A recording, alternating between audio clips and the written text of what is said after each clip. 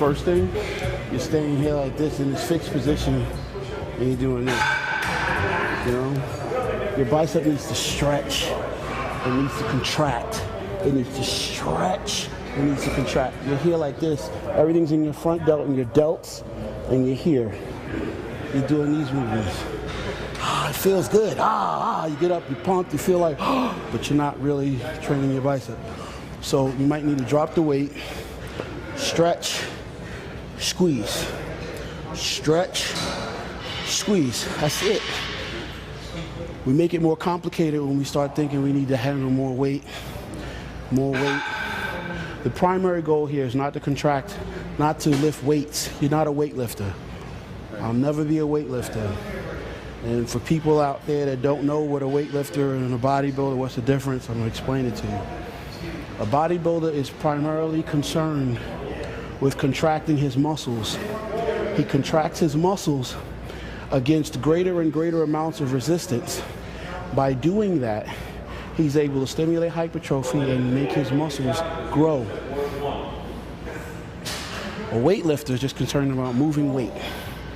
You know, and he can boast to you about how much he curls, how much he benches, you know, how much do you lift? You're a weightlifter. It's really not important to me. Primarily what's important to me is being able to make my muscles contract efficiently. I'm going to get a stretch and a contraction. And I'm going to be in control of it throughout the entire range of motion. Does that make sense?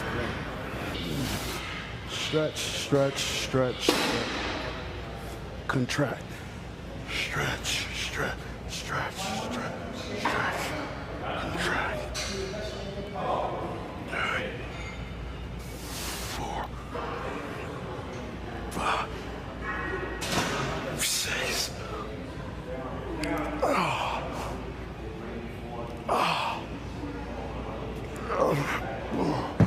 Now that might not look impressive to people at home. I'm a professional bodybuilder. I'm struggling contracting my biceps against 30 pounds of resistance. There's somebody at home says, I could do more than he's curling. Okay, here, that's it. Stretch this, lock your elbow here. That's it, don't let your elbow move. Yes, 1. Stretch, stretch, stretch, stretch, stretch. 2. 3. 4. Don't move your elbows. 5. Elbows stay locked. 6. 7. 8. 9. 10. Squeeze. 11. Squeeze. 12, squeeze.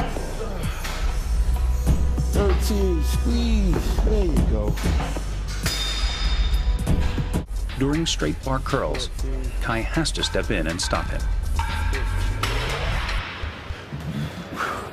Now, if this ever happens to you, then you have to do something different. You might need to drop. You can continue like this. Or you can drop the weight, try to make the movement cleaner, stretch it out at the bottom, squeeze it at the top. Because this stuff like this, if you do these reps, and this is the sets that you do with this quality, you may feel like you stimulate something. And you may stimulate a little something. But ultimately, the development that you can really get, you won't even begin to tap, you won't even see it. And if this is all that you do, for the week when it comes to your arm training, your bicep training, over time, the benefit that you would get, the results that you'll be able to see will be reduced. Does that make sense?